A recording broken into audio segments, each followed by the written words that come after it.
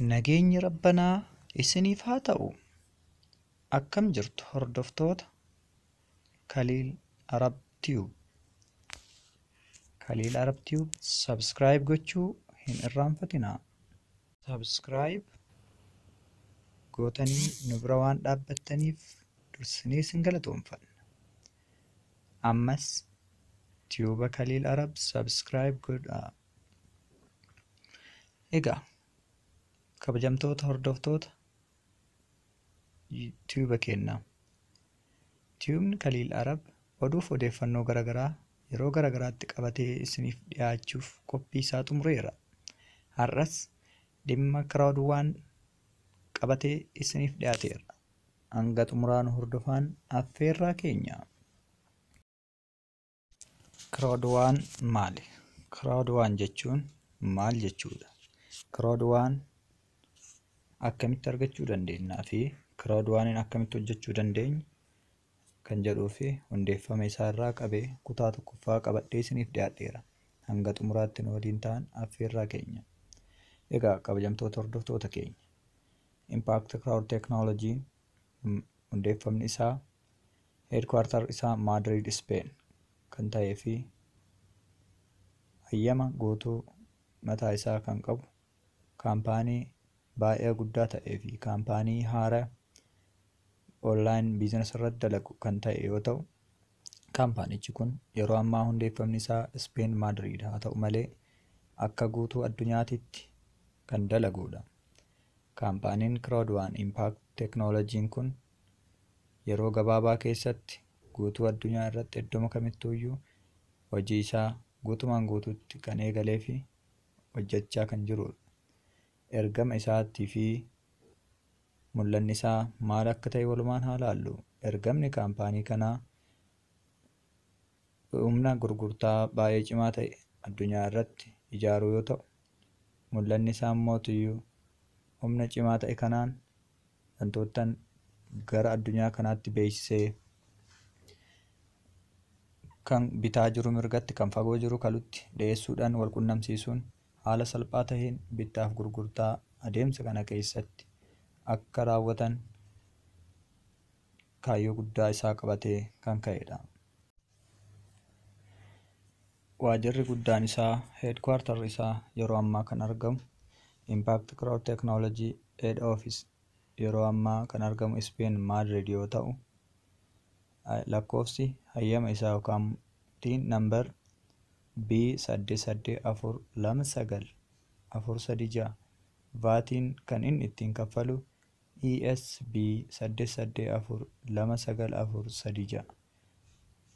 Weebsaayitiin isaa www.impact.com yookiin gara iimeelatiin haala salphaa ta'een argachuu dandeessu. Iimeelli isaa info@impactct.com jechuudhaan gara iimeelaa seenuun haala salphaa ta'een oduu guutuu isaa weebinara waajjira isaa guutuu irraa argachuu dandeessu. Egaa Kiraawudwaan akka guutuu addunyaatti hojii cimaa, hojii baay'ee nama gammachiisu, nama bohaarsu qabatee waajjiraawwan isaa gurguddoo iddoowwan garaagaraa irratti banachuudhaan yeroo ammaa hojjechaa kan jiru yoo ta'u, waajjiraawwan inni banate keessaa Johannesburg South Africa kan jiru, Manila Philippines kan jiru, Port Sweden kan jiru, Madrid Spain kan jiru, Malago Spain kan jiru, akkasuma London England kan jirudha.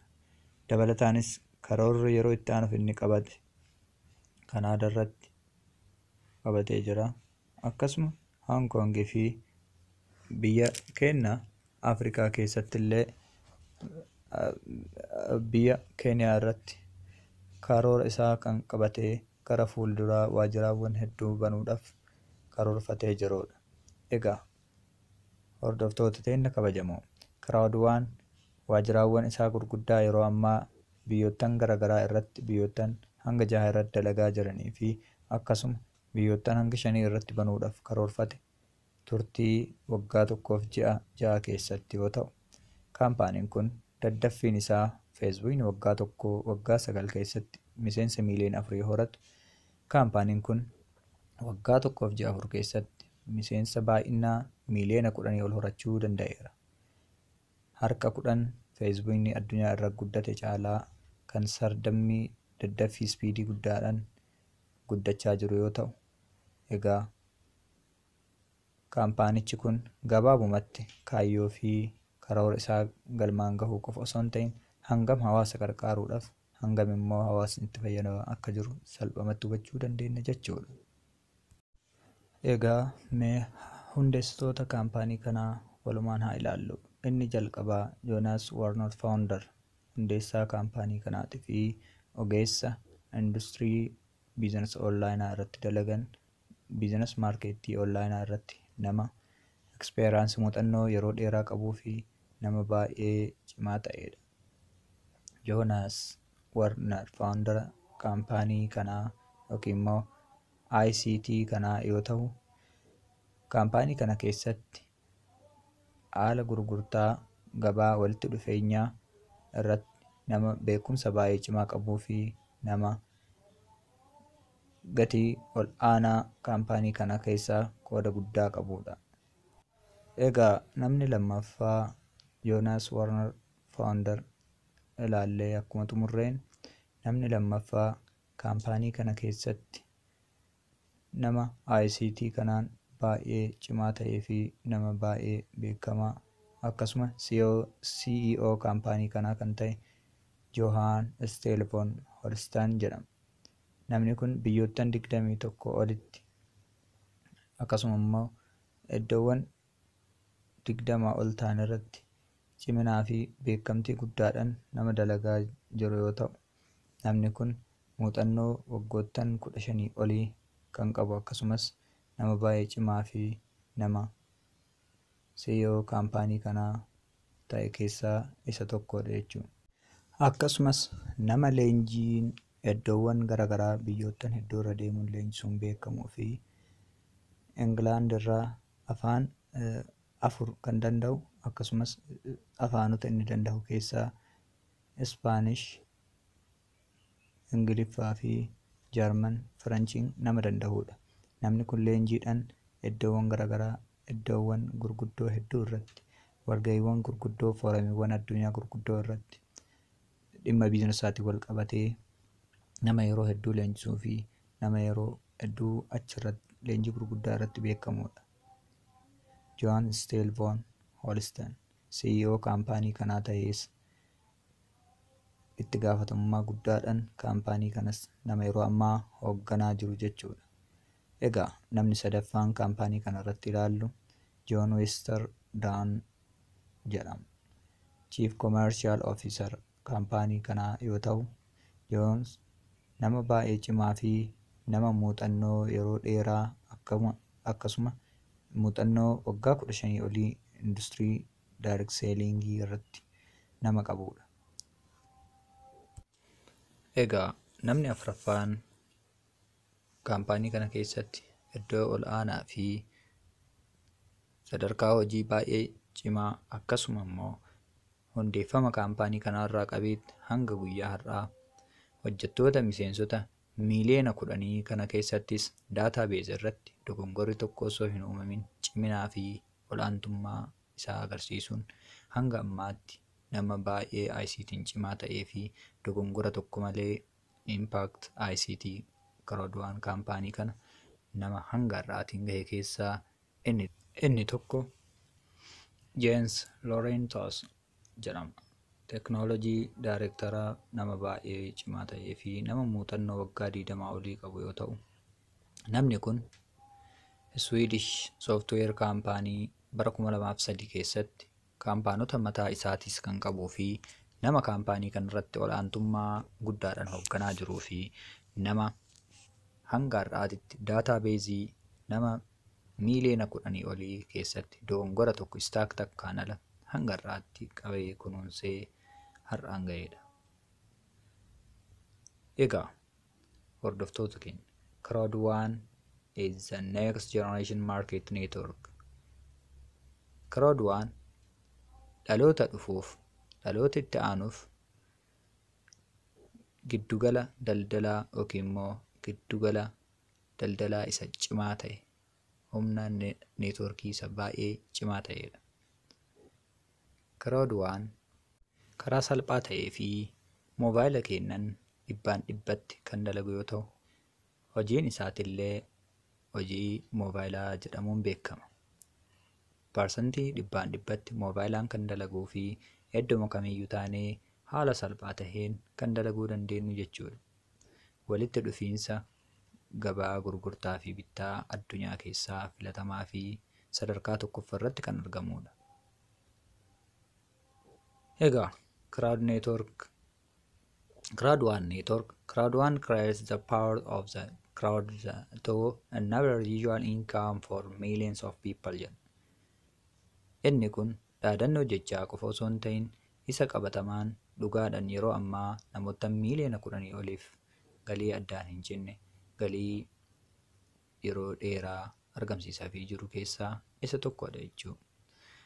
Crowd1 reward inni jedhamu badhaasa yeroo ati join gootu yookiin immoo yeroo ati gara kaampaanii kanaa dabalamtu siif kennamu yookiin immoo si badhaafamuu fi akkaawunta kee kan kaampaanii kana waliin qabdu irratti kan si barraa'udha.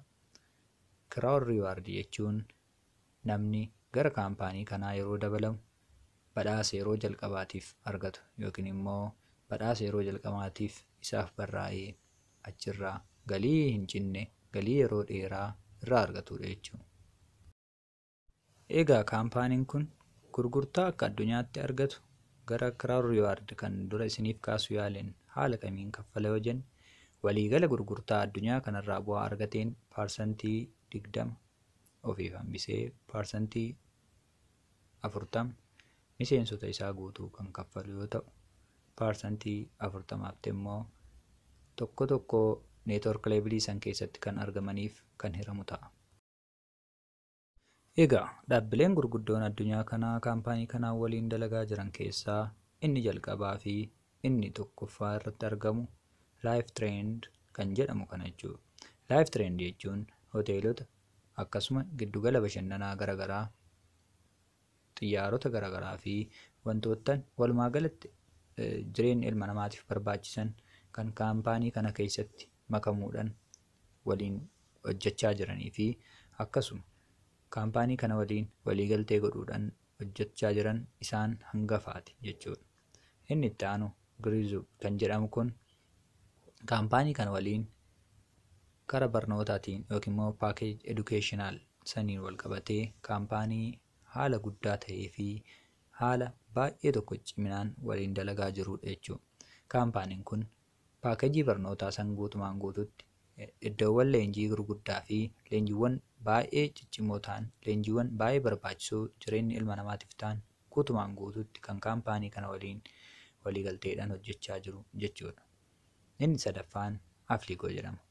Afliigoon kaampaanii kumaaraa, kaampaaniiwwan garaagaraa osoo hin ta'in kaampaanii addunyaa kanarraa baay'ee beekamaa ta'ee fi kaampaanii geemotawwan gurguddoo addunyaa kanaa, lootariiwwan gurguddoo addunyaa kanaa kanneen akka biyya keenya keessatti beeting kan jedhamu isa kubbaa miilaa san dabalataan kanneen akka isaa lootariiwwan gurguddaa addunyaa kanaa kan of keessaa qabuu fi kan kaampaanii kana wajjin waliigaltee godhuun dalagaa jiru jechuudha. Inni afuraffaarratti arginu Maagistar jedhama. Maagistar jechuun geemiiwwan garaagaraa moobaayila keenyan haala salphaa taheen akkuma geemii Afliigoo irratti geemiiwwan garaagaraa argannee taphannuu fi geemiiwwan lootarii addunyaa hedduu irraa argannu san ta'ee geemiin Maagistar keessatti argamu immoo geemiiwwan akka Snake Game jedhaman isaan geemiiwwan guutumaan guututti moobaayila irratti argannuu fi haala salphaa taheen geemiiwwan ittiin taphannee ittiin badhaafamnee jennu kan of keessatti qabu jechuudha. Egaa kaampaaniin online product fi tajaajila qabu kun akka guutuu addunyaatitti haala baay'ee salphaa tahee fi iddoowwan kamittuuyyuu kan argachuu dandeenyu karaa salphaa taheen kan nuuf dhiheesse Crowd1 kaampaanii jedhamu kana jechuudha. Egaa Regional Online Product and Service kan jedhu keessatti inni jalqaba irratti argannu Safari. Safari jechuun maali? Safariin maal irratti hojjeta? kan jedhu gabaabinaan haa ilaallu. Safariin appilikeeshina mataa isaa danda'e kan qabuu fi Play Store keessatti buufattanii email password keessan erguuttaniitiin xumurtanii booda profaayila keessan akkuma xumurtaniin haala isin barbaaddan haala fayyaa keessanis tahee haalawwan jireenya keessan irratti wanta tokko tokko irratti guutuudhaan kan karaa salphaa ta'een moobaayiluma keessan irraa argattanii fi irra caalaa parsantii 100% fayyaadhaan kan wal qabate irratti kan dalagu yoo ta'u, inni lammaffaa irratti argannu haala salphaa ta'een imala iddoo tokkorraa gara iddoo biraatti godhuun yookiin immoo hoteelotaan garaagaraa kan kaampaanii kana keessatti meembara ta'anii fi kan karaa salphaa ta'een argachuudhaaf tajaajiloottan kaampaanii kana keessaa gara salphaa ta'een argachuudhaaf kan nu gargaaruu fi baasiiwwan akkasumas kaffaltiiwwan garaagaraa bittaa fi gurgurtaa garaagaraa haala salphaa ta'een kan irratti argannu keessaa isa tokko jechuudha. Egaa kaampaanii kana haala kamiin itti makamna? Paakejiin inni gurguru paakejiiwwan akkamiiti kan jedhuuf jalqabarraa kaasee paakejiiwwan gosa 4 kaampaaniin kun gurguruun of keessaa qabu educational paakejiiwwan 4 isiniif hima jechuudha. Educational yookiin immoo paakejiin barnootaa 4 kaampaaniin kun qabu paakejiin jalqabaa paakejii adii yoo ta'u, paakejiin adiin kun gatiin isaa yuuroo 99 yoo ta'u, namni paakejii adii jalqabaa yookiin immoo paakejii yuuroo 99 kana bitate bu'aan isaa inni jalqabaa Crown Reward 50 argata. Crown Reward 50 erga argatee booda sadarkaa kanarra ta'ee boonasiiwwan garagaraas argachuu danda'a jechuudha. Boonasii hanga 4 tokko boonasii gurgurtaa irraa argatu, lammaffaa boonasii Crown Reward kan, sadaffaa irratti immoo boonasii leevilii isaa yeroo nama join goosisuu fi torbeedhaan kileemiin kan argachuu danda'a jechuudha. Inni lammaffaan yuuroo 299 yoo ta'u, paakejii gurraacha jedhama. Paakejii barnootaa gurraachi kun sadarkaa paakejii barnootaa adii sanirraa harka 3 yookiin immoo yuuroo 200 dabalata kan qabuu fi Crown Rewardin isaatis yuuroo Crown Rewardin isaatis 150 yookiin immoo 100 Crown Rewardii adiitirra kan jiru yoo ta'u, inni sadaffaa irratti argannuu fi maqaan isaa Gold kan jedhamu yuuroo 799 yoo ta'u, Crown Rewardin isarratti argannullee Crown Rewardii 500 ta'a. Garaagarummaa paakejii gurraacha irraa yuuroo 500 garaagarummaa kan qabu jechuudha. Inni xumuraatii fi inni afuraffaa irratti argannu Titanium kan jedhamuu fi gatiin isaas yuuroo 2499 yoo ta'u, Crown Rewardin isarraa argannus Crown Rewardii 1750 kan ta'u yookiin immoo garaagarummaa Goldii irraa Crown Rewardin Goldii 500 yoo ta'u, kan isaa 1750 ta'a jechuudha. Garaagarummaa 1250 kan qabudha jechuudha.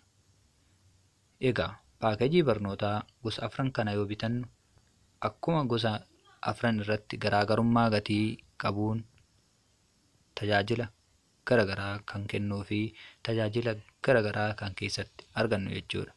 Akkasuma namni paakejii barnootaa adii bitate boonasuma hanga gatii isaa san kan argatuu fi kan gurraacha bitates boonasuma hanga isaa kan argatu, kan Titanium bitates akkuma bitannaa isaatii yookiin immoo paakejii barnootaa kana kan ofii taasiseen educational paakejii kanarratti leenjiiwwan hanga bitatee san kan argatu ta'a jechuudha.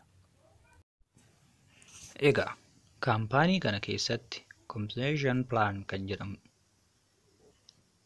hojii cimaa, more power, humna cimaa, more performance, speed yookiin immoo daddaffii cimaa akkasuma immoo cimina kee isa baay'ee gaarii ta'een fi more money mallaqa caalaas kan argattu jechuudha.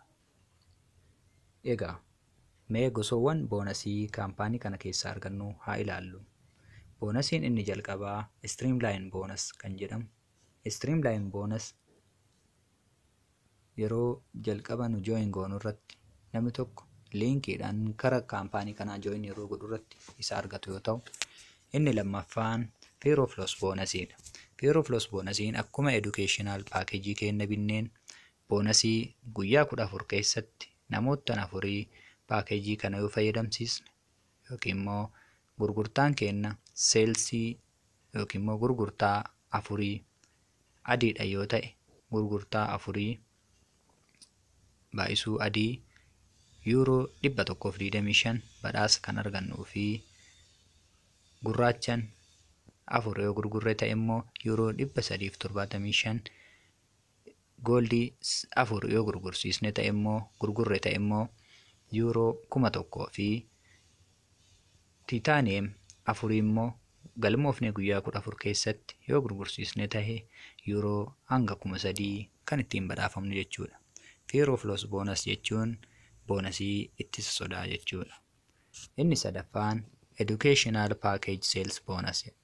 Isa jechuun namni tokko yeroo ofii paakejii bitateetiin paakejii barnootaa kana fayyadamitti nama tokko dabalata nama biraa fayyadamsiise yoo ta'e, yuuroo indirect yookiin immoo educational package sales irraa yuuroo 9 kan argatu jechuudha. Matching boonasiin namni ati fayyadamsiiste sun nama biraas akkasuma fayyadamsiisee yookiin immoo tiimiidhaan hojjettanii tiimii keessan keessatti yeroo tiimiin keessan fayyadamsiisaa deemutti boonasii gosaatti argattu jechuudha. Long term bonus kan jedhamus boonasii crowd reward yeroo jalqabati join gootu irraa argattu san baay'isee ji'a ji'aan edaama isaa ji'a 3 irratti kan siif kaffalu keessaa isa tokko jechuudha. Customer referral bonus. Customer referral bonus jechuun afliigoodhaan isa wal qabate life trendiidhaan dhiifama. Life trendiidhaan isa wal qabate keessatti namni tokko hoteela yoo fayyadame yookiin immoo appilikeeshinoottan geemii kaampaanii kana keessa jiran yoo fayyadame boonasii gosa argatu jechuudha. Egaa gara xumuraati irratti kaampaaniin kun maali miti kan jedhu waliin haa ilaallu. Wanti kun dirqama jalqaba irratti beekamuu kan qabuu fi eenyummaanuu namni kaampaanii kana keessa jirus ta'ee namni kaampaanii kana hojjechuudhaaf karoora qabatee gara kaampaanii kanaa dhufe dirqama inni beekuu qabu keessaa inni guddaa fi inni tokko waa'ee kaampaanii kanaatii fi kaampaaniin kun maal akka ta'ee fi maal akka hin ta'in hubatee beekuu kan qabu jechuudha. We are not selling shares. Nuti sheerii hin gurgurru. We are giving free crowd reward. Nuti free crowd reward kenninaa jedha. Nuti gambling kaampaanii miti jedha. Nuti marketing kaampaaniidha. Kaampaanii gabaa yookiin immoo daldalaati malee kaampaanii qumaara tiimii jedha. Cryptocurrency kaampaanii miti jedha. Nuti kaampaanii cryptocurrency miti jedha. Garuu cryptocurrency itti fayyadamuudhaan bittaaf gurgurtaa garagaraatiif ni tajaajilamnaa jedha. We are not investment. Nuti investmentii kan isin dalaysiisnu yookiin immoo invest irratti kan investitti gootanii investmentii as keessaa hin qaba. Investmentiin kiyya ga'ee jira. Qoonni kiyya naaf haa kennamu kan itti nu jechiisuu miti jechuudha. Kana jechuun nuti kan hojjennu jedha. Loyalty program irratti yookiin immoo nuti investmentiidhaan osoo hin ta'in hanga gurgurtaa immoo humna kee cimina kaampaanii kana keessatti ati join gootee sadarkaa barnootaa akka irraa argattuun paakejii ati bitatteen kan isiniif kenninuudha jedha. Nuti forex yookiin immoo kaampaanii educationiiti malee kaampaanii bittaa yookiin immoo kaampaanii ati irratti invest gootee irratti forex baasteetiin irratti waa kuufattee share maal keessaa qaba jettee boru qooda kee irraa eeggattu osoo hin ta'in kaampaanii barnoota gahaa fi gosa barnoota barbaaddee sadarkaa leenjiiwwan gurguddoo garagaraa irratti argattu jechuudha. Nuti geemii develop hin goonu jedha. Geemii develop yookiin immoo geemii haaraa hin uumnu jedha. Geemiiwwan uumaman garuu gabaarra oolchinaa jedha. Geemiiwwan uumaman kamiyyuu ni beeksisnas gabaadhaafis ni dhiyeessina. Yeroo geemii san taphattanitti kan taphatus bu'aa irraa argata.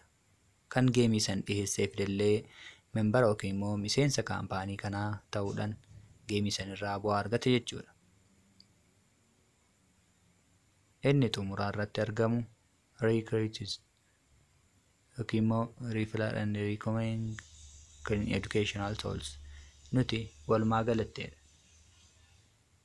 Kaampaanii paakeejii barnootaa gurguru yookiin immoo paakeejii barnootaa sadarkaa barnootaatiin paakeejii barbaaddessanii paakeeja bitattee irraa leenjitu malee nuti warra immoo daldala hojjetu miti jedha. Nuti warra cimina sammuu irratti leenjiiwwan gurguddoo cimina sammuutiif oolan irratti warra hojjetudha jedha. Egaa hordoftoota teenya kabajamoo, seerawwanii fi kaampaaniin kun we are fi we not kan jedhu irratti dirqama nu beekuu qabnuu fi kaampaanii kanatti erga join goone booda maaliif akka goone, maal akka hojjennu, maal hojjennee maal akka argannuu fi mallaa'in nuti gara kaampaanii kanaatti invest goonee paakeejii bitanne sun sababa maaliitiif akka bitanne gabaabumatti nu hubachiisuuf kan kaa'ame jechuudha. Namni kamiiyyuu kaampaanii kanatti yeroo join godhu jalqaba kan beekuu qabu seerawwan kanneen beekuun isarra dirqama jechuudha. Kanaaf crowd one impact gabaabinaan yoo ilaalle kaampaaniin kun erga eegalee yookiin immoo erga hundaa'ee waggaa tokkoof ji'a 6 kana keessatti waltajjiiwwan gurguddaa hedduu kara kallattii liibizaatiin dhiyeessaa ture. Waggaa tokkoof ji'a 6 keessatti yeroo dabre August 2020 irratti August 2020 irratti impaaktii baay'ee isa guddaa ta'e akka addunyaatti kan dhiyeesse yoo ta'u, turtii waggaa tokkoo fi ji'a 6 keessatti miseensa miiliyoona 10 ol kan horate ta'uu isaa asumaan isiniif ibsuu barbaada. Egaa hordoftoota teenya kabajamoo Crowd One kutaa tokkoffaa irratti hanga ta'e tokko gabaabsee isiniif ibsuu yaaleera. Yaadaaf gaafii qabdan kamiyyuu gama keessaatiin akkasuma comment, like fi shares gochuu hin irraanfatinaa. Commentii irrattis yaada keessan, gaafii keessan akka nuuf barreessitan dhaamsa keenya. Egaa Crowd Reward yookiin immoo Crowd One Impact maal akka ta'ee fi Crowd One jechuun maqaa moggaasa isaa yookiin immoo maqaa daldala isaa ta'uu akka hubattan abdiin qaba.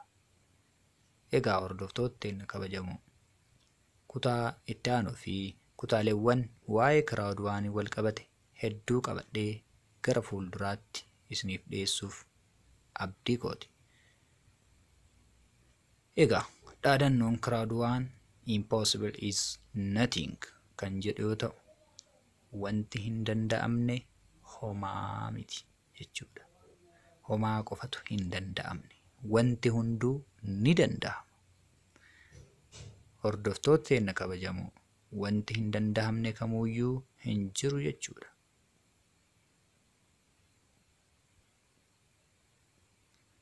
Egaa hordoftoota Khalil Arab Tube subscribe, like, share gochuu hin irraanfatinaa. Turtii keessan hangammaan waliin taasiftaniif hedduu isin galatoomfanna. YouTube Khalil Arab like, share, subscribe gochuu isinis hin irraanfatinaa. Innis oduu odeeffannoo waltawaa ta'e qabatee isin bira dhaabbate yeroo kamuu. Egaa hordoftoota teenya kabajamoo, kutaa tokkoffaa Crowd One Info har'a qabadhee isiniif dhiyaadhe kanumaan xumureera. Kutaa itti aanu qabadhee hanga dhiyaadhutti horaa bulaa. Khalil Arab Tube subscribe, share, like, comment hin irraanfatinaa. Khalil Arab Tuben subscribe, like, share, commenትን ያድርጉ። ሰብስክራይብ ማድረጋችሁን አይርሱ። Khalil Tube yoomuu isin waliin jira. Horaa bulaa.